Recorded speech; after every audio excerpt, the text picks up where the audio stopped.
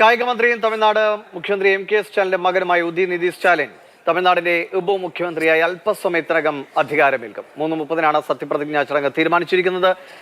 അനൂപ് ദാസ് വിവരങ്ങൾ വേണ്ട. അനൂപ്, ഉദയനിധി സ്റ്റാലിന്റെ വരവ് അതൊരു തലമുറ മാറ്റം തന്നെ DMK-യിലും തമിഴക രാഷ്ട്രീയത്തിലും ഉണ്ടാകുന്നുവെന്ന കാര്യത്തിൽ തർക്കമില്ല. പക്ഷെ ആ വരവ് വിജയുടെ രാഷ്ട്രീയ പ്രവേശവുമായി കൂടി കൂട്ടിയിണക്കിക്കൊണ്ടാണോ എന്നും ചർച്ചകളുണ്ട്. എപ്പോഴാണ് ചടങ്ങ്? എങ്ങനെയാണ് DMK ഉദയനിധിയുടെ ഈ ഉപമന്ത്രി സ്ഥാനത്തെ കാണുന്നത്, ഉപമുഖ്യമന്ത്രി സ്ഥാനത്തെ കാണുന്നത്?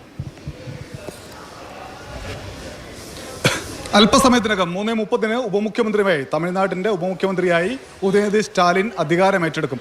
ആ ഒരു അധികാരം ഏറ്റെടുക്കൽ സർക്കാരിലെ ഒരു ഉപമുഖ്യമന്ത്രി അല്ലെങ്കിൽ രണ്ടാമൻ എന്ന നിലയിലുള്ള അധികാരം ഏറ്റെടുക്കലല്ല. തമിഴ്നാട്ടിലെ DMK-യെ നയിക്കാൻ ഇനി ആര്, സ്റ്റാലിന് ശേഷം ആര് എന്ന ചോദ്യത്തിന്റെ ഉത്തരമാണ്. തലമുറ മാറ്റം വരാൻ പോകുന്നു DMK-യിൽ. അല്പസമയത്തിനകം നടക്കാൻ പോകുന്നത് തലമുറ മാറ്റമാണ്. കരുണാനിധിക്ക് ശേഷം MK സ്റ്റാലിൻ, MK സ്റ്റാലിന് ശേഷം ഉദയനിധി സ്റ്റാലിൻ എന്ന നിലയിലേക്ക് കാര്യങ്ങൾ മാറിയിരിക്കുന്നു. നേരത്തെ സ്റ്റാലിൻ പാർട്ടിയുടെ അധികാരം ഏറ്റെടുത്തപ്പോൾ, പാർട്ടി അധ്യക്ഷനായി തിരഞ്ഞെടുക്കപ്പെട്ടപ്പോൾ എതിർക്കാൻ അപ്പുറത്തെ ഭാഗത്ത് അഴഗിരി ഉണ്ടായിരുന്നു. പാർട്ടിക്കകത്ത് ചെറിയ എതിർ സ്വരങ്ങൾ ഉണ്ടായിരുന്നു. പക്ഷേ ഇപ്പോൾ സ്റ്റാലിൻ പാർട്ടിയുടെ അധിപനാണ്, സർക്കാരിന്റെ അധിപനാണ്. സ്റ്റാലിനെ എതിർക്കാനോ ഉദയനിധി സ്റ്റാലിനെ എതിർക്കാനോ ഉദയനിധി സ്റ്റാലിന്റെ വരവിനെ എതിർക്കാനോ പാർട്ടിക്കകത്തോ അതല്ലെങ്കിൽ പാർട്ടിയുമായി ബന്ധപ്പെട്ട് നിൽക്കുന്ന അഴഗിരി ഉൾപ്പെടെയുള്ളവരെ ഇല്ല എന്നതാണ് മറ്റൊരു ശ്രദ്ധേയമായ കാര്യം എന്നത് പറയാൻ പറ്റും. എന്തായാലും സ്റ്റാലിൻ ഇങ്ങനെ ഒരു മന്ത്രിസ്ഥാനത്തേക്ക്, ഉപമുഖ്യമന്ത്രി സ്ഥാനത്തേക്കല്ല, മന്ത്രിസ്ഥാനത്തേക്ക് തന്നെ വന്നത് പാർട്ടി പ്രവർത്തനം ആരംഭിച്ച് 43 വർഷങ്ങൾക്ക് ശേഷമായിരുന്നു. എന്നാൽ ഉദയനിധി സ്റ്റാലിന് വളരെ പ്രധാനപ്പെട്ട പദവി ലഭിക്കാൻ പോകുന്നത് സജീവമായി DMK പ്രവർത്തകനായി വളരെ കുറച്ച് വർഷങ്ങൾ കഴിയുമ്പോഴാണ്.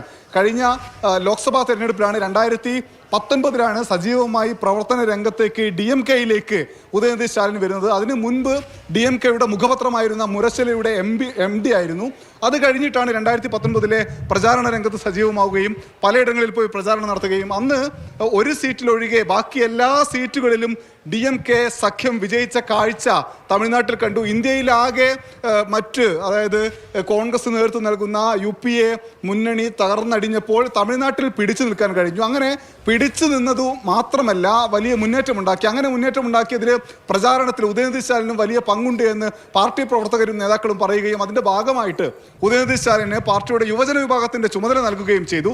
അത് കഴിഞ്ഞ് 2021 നിയമസഭാ തെരഞ്ഞെടുപ്പ് വന്നപ്പോഴാണ് ഉദയനിധി സ്റ്റാലിൻ എന്ന നേതാവിനെ കൊണ്ട് എന്ത് സാധ്യമാകുമെന്ന് DMK പ്രവർത്തകരും നേതാക്കളും കണ്ടത്. അന്ന് തമിഴ്നാട്ടിലെ പ്രചാരണ ഇടങ്ങളിലൊക്കെ നമ്മൾ കണ്ട ഒരു കാഴ്ച, ഒരു ഇഷ്ടിക കഷ്ണവുമായി പ്രചാരണം നടത്തുന്ന ഉദയനിധി സ്റ്റാലിനെയാണ്. അതിന്റെ മുകളിൽ എയിംസ് എന്ന് എഴുതിയിരുന്നു. അതായത് 2019 ലോക്സഭാ തെരഞ്ഞെടുപ്പിന് തൊട്ട് മുൻപ് പ്രധാനമന്ത്രി നരേന്ദ്രമോദി മധുരയിലെത്തുന്നു.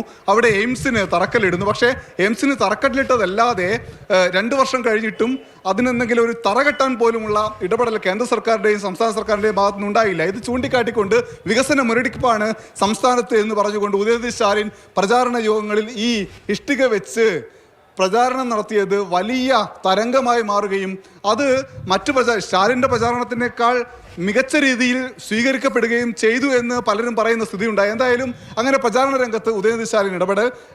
അപ്പോൾ തന്നെ അദ്ദേഹം മത്സരിച്ചിരുന്നു. ചെപ്പോക്കിൽ നിന്ന് മത്സരിച്ച് വിജയിച്ചു. 65,000 വോട്ടിനാണ് വിജയിച്ചത്. 65,000 വോട്ടിന് വിജയിച്ച നേതാവ് പക്ഷേ മന്ത്രിസഭയിൽ അംഗമാക്കിയില്ല. 1.5 വർഷത്തിന് ശേഷം മന്ത്രിസഭയിലേക്ക് കൊണ്ടുവന്നു. അത് കഴിഞ്ഞപ്പോൾ ഉപമുഖ്യമന്ത്രിയാക്കുമ്പോൾ സ്റ്റാലിൻ കൃത്യമായ സന്ദേശം രാഷ്ട്രീയ എതിരാളികൾക്ക് നൽകുകയാണ്. ഉപമുഖ്യമന്ത്രിയായി ഉദയനിധി സ്റ്റാലിൻ വരുമ്പോൾ DMK-യുടെ അടുത്ത നായകനാണ്, തമിഴ്നാടിനെ നയിക്കാൻ പോകുന്ന അടുത്ത നായകനാണ് ഉദയനിധി സ്റ്റാലിൻ എന്ന് പറയുന്നു. മാത്രമല്ല, ഇപ്പോഴത്തെ ഏറ്റവും പ്രധാനപ്പെട്ട ഒരു പ്രശ്നം DMK നേരിടാൻ പോകുന്നത് വിജയുടെ വരവാണ്. വിജയ് തമിഴ്നാട്ടിലെ യുവജനങ്ങൾക്കിടയിൽ വലിയ സ്വാധീനമുള്ള അഭിനേതാവാണെന്ന കാര്യത്തിൽ തർക്കമില്ല. നേതാവായി വളരാൻ വിജയ്ക്ക് സാധിക്കുമോ എന്ന ചോദ്യമുണ്ട്. പാർട്ടി രൂപീകരിച്ച് 2 മാസം പിന്നിടുമ്പോഴും ഒരു പൊതുയോഗം പോലും നടത്താൻ കഴിയാതെ വലിയ പ്രയാസപ്പെടുന്നുണ്ട് വിജയ്. അങ്ങനെ പ്രയാസപ്പെടുന്ന വിജയ്ക്ക് മുന്നിലേക്ക് കുറച്ചു കാലമെങ്കിലും രാഷ്ട്രീയ പ്രവർത്തനം നടത്തി കഴിവ് തെളിയിച്ച ഉദയനിധിക്ക് എന്ത് ചെയ്യാൻ കഴിയുമെന്ന ചോദ്യമുണ്ട്. അത് മക്കൾ രാഷ്ട്രീയം എന്നതിനപ്പുറത്തേക്ക് DMK-യെ പിടിച്ചു നിർത്താനുള്ള ഒരു യുവമുഖമായി ഉദയനിധി സ്റ്റാലിന് മാറാൻ കഴിയുമെന്ന ചോദ്യമുണ്ട്. ആ ചോദ്യത്തിന് ഉത്തരം ഉദയനിധി നൽകേണ്ടതുണ്ട്. പക്ഷേ അതിന്റെ തുടക്കമാണ് ഇപ്പോൾ നടക്കാൻ പോകുന്ന ചടങ്ങ്. ശരിയാണ് എന്തായാലും വലിയ രാഷ്ട്രീയ മാറ്റങ്ങൾക്ക് തമിഴ്നാട് വേദിയാവാൻ പോവുകയാണ്. അതിന്റെ ഒരു തുടക്കം എന്ന നിലയ്ക്ക് തന്നെ കാണാം.